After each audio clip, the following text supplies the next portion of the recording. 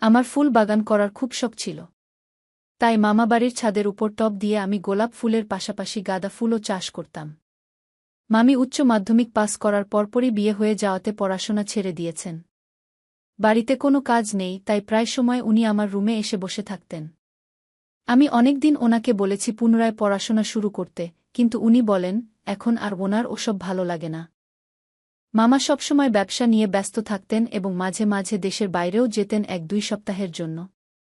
মামিকে উনি খুব একটা সময় দিতেন না। আমি বুঝতে পারতাম মামি খুব একাকিত্ব বোধ করতেন এবং চাপা একটা কষ্ট বুকের মধ্যে বয়ে নিয়ে বেড়াতেন। কিন্তু কাউকে কখনো প্রকাশ করতেন না। ওনার জন্য আমারও খুব খারাপ লাগত।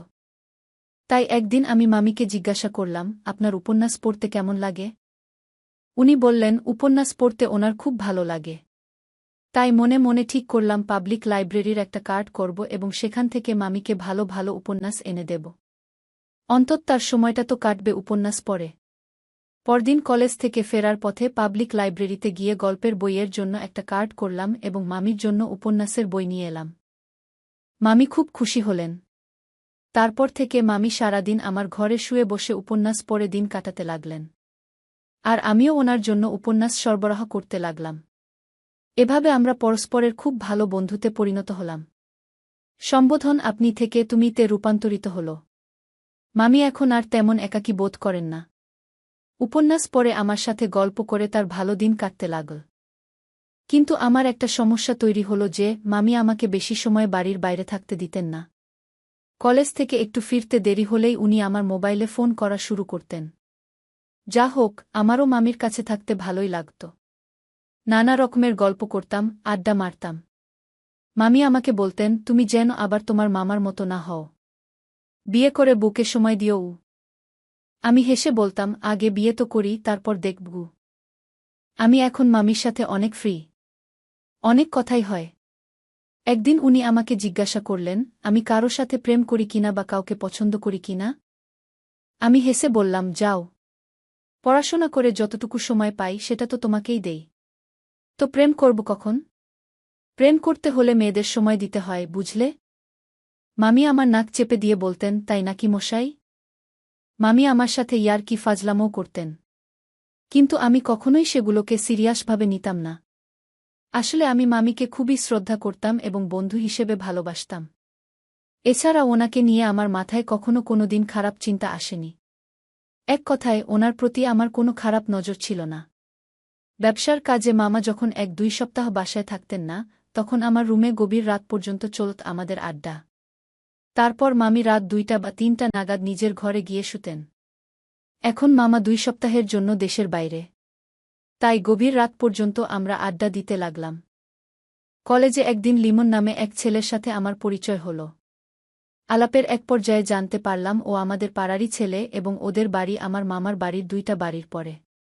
যা হোক, তারপর থেকে আমরা বন্ধু হয়ে গেলাম এবং একসাথে কলেজে যাতায়াত করতে লাগলাম। এর মধ্যে একদিন ও আমাকে কলেজ ফাঁকি দিয়ে মর্নিং শোতে একটা ইংরেজি-হিন্দি ফিল্ম দেখতে নিয়ে গেল। ফিল্মটা দেখার পর শরীরের মধ্যে কেমন যেন একটা ভাব হতে লাগল। বাসায় ফিরে দেখি মামি আমার রুমে শুয়ে একটা উপন্যাস পড়ছেন। আমাকে দেখে হেসে বললেন, যাও, তাড়াতাড়ি গিয়ে হাত মুখ ধুয়ে ফ্রেশ হয়ে নাও। খুব খিদে পেয়েছে, একসাথে খাবো কথাটি বলে উনি উপন্যাসটা বন্ধ করে ডাইনিং রুমে চলে গেলেন। আমি হাত মুখ ধুয়ে ফ্রেশ হয়ে ডাইনিং রুমে গিয়ে দেখি টেবিলে খাবার সাজিয়ে মামি বসে আছেন। আমি যেতেই খাওয়া শুরু হল। খেতে খেতে আমরা গল্প করতে লাগলাম এবং এক পর্যায়ে আমি লিমন নামে আমার বন্ধুর কথাটা মামিকে বললাম। মামি হেসে বললেন, দেখো, লিমনকে পেয়ে আবার আমাকে ভুলে যেও না যেন। আর বাইরে বসে আড্ডা মেরো না গে। আমি বললাম, না না, তা কেন হবে? খাওয়া শেষ করে রুমে চলে এলাম। কিছুক্ষণ পরে মামিও আমার ঘরে এসে ঢুকলেন। মামিকে বললাম, মামি, তুমি একটু আমার টেবিলে বসে উপন্যাসটা পড়ো। আমি একটু শুয়ে নেই। শরীরটা কেমন যেন ভালো লাগছে না গি। মামি এসে বললেন, কেন, কি হয়েছে? জ্বর টর হয়নি তো? আমি বললাম, আরে না, মাথাটা একটু ব্যথা করছে গি। মামি বললেন, তুমি শুয়ে পড়ো, আমি বরং তোমার কপালটা একটু টিপে দেই গি। আমি বললাম, আরে না না, কপাল টিপতে হবে না। একটু ঘুমিয়ে নিলেই ঠিক হয়ে যাবে গে। আসলে ওই হিন্দি সিনেমা দেখার পর থেকেই আমার শরীরের উত্তাপ যেন বেড়ে গিয়েছিল।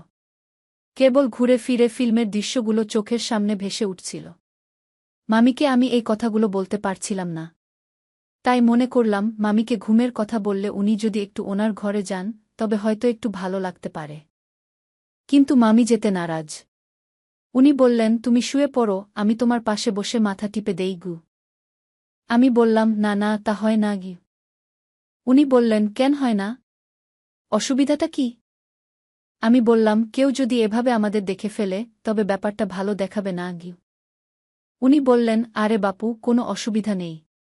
আর তাছাড়া এখানে কে আছে দেখার মতো? আমি বললাম, কেন, কাজের মাসি তো আছেন গু। মামি বললেন, ধুর বোকা। উনি তো নিচে রান্নাঘরে রাতের জন্য রান্না করছেন। আর উনি যদি দেখেই নেন তো এতে খারাপ মনে করার কি আছে? আমি হেসে বললাম, মামি, কার মনে কি আছে বলা তো যায় না। আমরা হয়তো খারাপ কিছু মনে না করে দুজনে পাশাপাশি বসে থাকব, কিন্তু ব্যাপারটা ওনার কাছে স্বাভাবিক নাও মনে হতে পারে গি। উনি ব্যাপারটা বুঝতে পারলেন এবং বললেন, ঠিক আছে, আমি তাহলে তোমার পাশে চেয়ারে বসে উপন্যাসটা পড়ি উ। আমি বললাম, ঠিক আছে, পড়ো উ। মে মাস, বেশ বৃষ্টি হচ্ছে। মামি হঠাৎ বলে উঠলেন, আজ আমার মা ফোন করেছিলেন গু। আমি চোখ খুলে মামির দিকে তাকিয়ে জিজ্ঞাসা করলাম, কেমন আছেন উনি? আসছেন নাকি এখানে? মামি বললেন, না, উনি আসতে পারবেন না।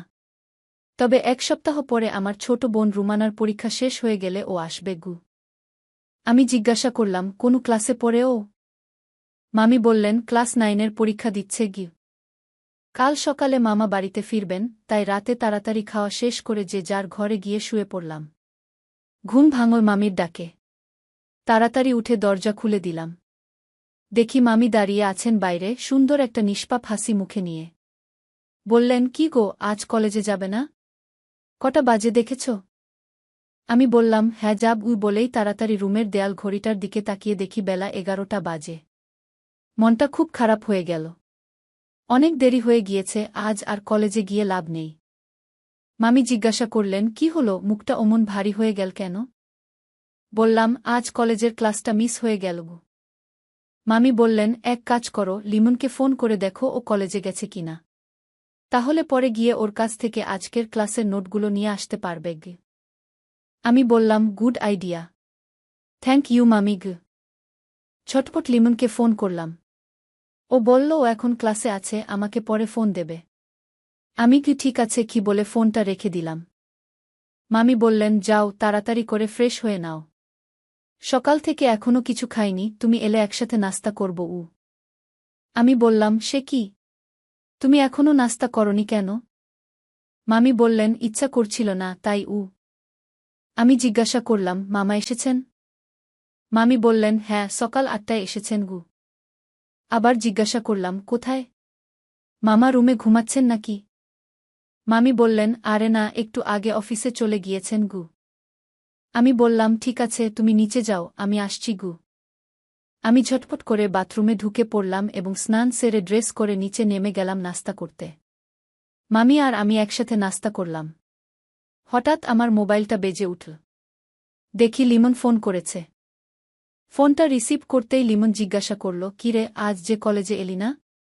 ঘুম ভাঙ্গেনি নাকি? বললাম, না রে, উঠতে অনেক দেরি হয়ে গেছে গি। ও বলল, বুঝেছি, গতকালের সিনেমা দেখে সারারাত ঘুমানি, তাই না?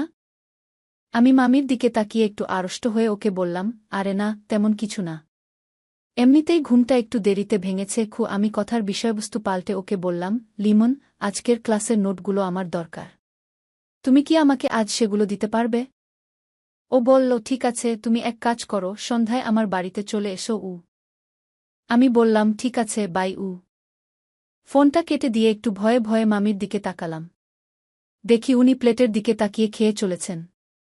আমি বললাম, কি হলো, কথা বলছো না কেন মামি? মামি একটু রাগ রাগ ভাব নিয়ে বললেন, কাল তাহলে সিনেমা দেখতে যাওয়া হয়েছিল? আমাকে তো একদম বলনি। আমি ঘাবড়ে গেলাম। থতমত খেয়ে বললাম, হ্যাঁ, মানে কি? মামি বললেন, থাক, আর মানে করতে হবে না। আমি বুঝেছি।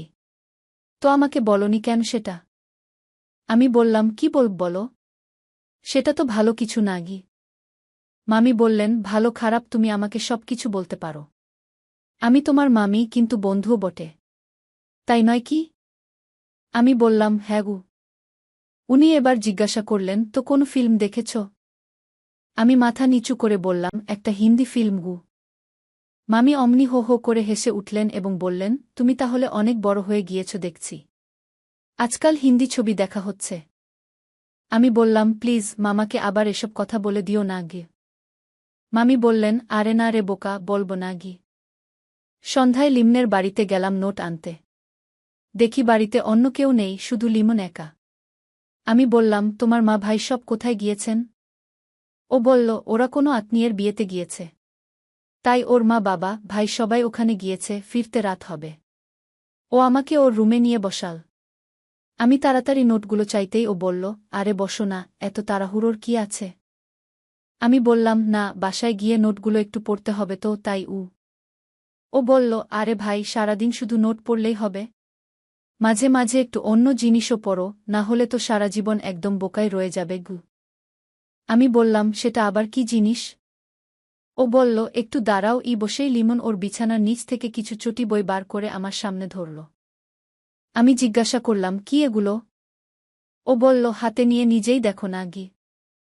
জীবনে এরকম বই আমি আগে কখনো দেখিনি। ও আমার দিকে তাকিয়ে জিজ্ঞাসা করল, কি বস, কেমন লাগছে? আরও দেখবে? আমি অবাক হয়ে জিজ্ঞাসা করলাম, আরও আছে তোমার কাছে? ও বলল, আরে আমার কাছে এগুলোর গোডাউন আছে। চাইলে তুমিও নিতে পারো আমার কাছ থেকে। পরে আবার ফেরত দিয়ে দিও। আমি এক এক করে অনেকগুলি বই দেখলাম। এর মধ্যে আমি বুঝতে পারছিলাম না কি করব, নেব নাকি নেব না। নিতে তো ইচ্ছে করছে, কিন্তু যদি মামির কাছে ধরা পড়ে যাই তবে তো সর্বনাশ। লিমন খুবই চালু টাইপের ছেলে, ও আমার মনের অবস্থাটা বুঝতে পারল এবং বলল, আরে কোনো ভয় নেই, নিয়ে যাও। তুমি না পড়লে কি বুড়ো হয়ে গেলে পড়বে এসব? আমি মনে মনে বললাম, যা হওয়ার হবে, একটা নিয়ে তো যাই। আমি সুন্দর ছবিওয়ালা একটা বই নিয়ে নিলাম। এরপর লিমন আমাকে ওদের ড্রয়িং রুমে নিয়ে গেল এবং একটি মুভি চালিয়ে দিল। আমি ওকে জিজ্ঞাসা করলাম, এগুলোও আছে তোমার কাছে? ও হেসে জবাব দিল, আমি তো আর তোমার মতো নই, সব আছে আমার কাছে। তোমার যদি কখনো প্রয়োজন হয় তো নিয়ে যেও আমার কাছ থেকে গু। এর মধ্যে আমার মোবাইলটাও বেজে উঠল। দেখি মামি ফোন করেছেন। আমি ফোনটা ধরলাম। মামি জিজ্ঞাসা করলেন, আর কত দেরি হবে আসতে? আমি বললাম, 10-15 মিনিটের মধ্যেই আসছি। মামি ফোন রেখে দিলেন। আমি লিমনকে বললাম, বস, তোমার সাথে থেকে এনজয় করতে পারলে ভালোই লাগত। কিন্তু কি করব বলো? ওদিকে মামি কি বলবে কে জানে গি। ও বলল, নো প্রবলেম বস। আরেকদিন প্রোগ্রাম দেব যখন বাড়িতে কেউ থাকবে না। আমি সম্মতি দিয়ে বিদায় নিলাম। বাসায় ফিরে দেখি মামা মামি দুজনেই আমার জন্য অপেক্ষা করছেন খাবার টেবিলে। আমি তাড়াতাড়ি উপরে আমার রুমে গিয়ে নোটগুলো টেবিলে আর বইটা আমার বেডের নিচে লুকিয়ে রেখে নিচে নেমে এলাম খাবারের জন্য। খাবার টেবিলে মামার সাথে অনেক কথা হলো। আমার পড়াশোনা কেমন চলছে জিজ্ঞাসা করলেন। এক পর্যায়ে মামা বললেন, সানিম, আমার নাম, আগামী সপ্তাহে আমি আর তোমার মামি একটু ঘুরতে যাব এবং ওখান থেকে মুম্বাই হয়ে তারপর ফিরব। ফিরতে প্রায় 1 মাস লেগে যাবে। তুমি কি যাবে আমাদের সঙ্গে? আমি বললাম, না না মামা, আমি যাব না। আপনারা বরং ঘুরে আসুন। আমার পড়াশোনা আছে, আর তাছাড়া সামনে আমার ইয়ার ফাইনাল পরীক্ষা গো। মামা বললেন, ও আচ্ছা, ঠিক আছে। তোমার খাওয়া দাওয়ার জন্য কাজের মাসি থাকবেন। আর তোমার মামির ছোট বোন রুমানাও আসছে আগামী সপ্তাহে, ও তোমাকে সময় দেবে এই কদিন ঘু। আমি বললাম, ঠিক আছে মামা, আপনারা আমাকে নিয়ে এত চিন্তা করবেন না। আপনারা নিশ্চিন্তে গিয়ে ঘুরে আসুন গো। আমি খাওয়া শেষ করে হাত মুখ ধুয়ে আমার রুমে গিয়ে পড়ার টেবিলে বসেছি নোটগুলো নিয়ে। এর মধ্যে মামি রুমে ঢুকলেন। বললেন, কি এত দেরি হলো যে বাসায় ফিরতে? আমি বললাম, নোটগুলো বুঝে আনতে একটু দেরি হয়ে গেল গু। মামি বললেন, চলো না আমাদের সাথে, খুব মজা হবে গু। আমি দুষ্টুমি করে বললাম, না, আমি কাবাবের হাড্ডি হতে চাই না গে। মামি আমার চুল মুঠি করে ধরে বললেন, খুব পেকেছ না? আমি বললাম, যেটা সত্যিই তাই বললাম গু।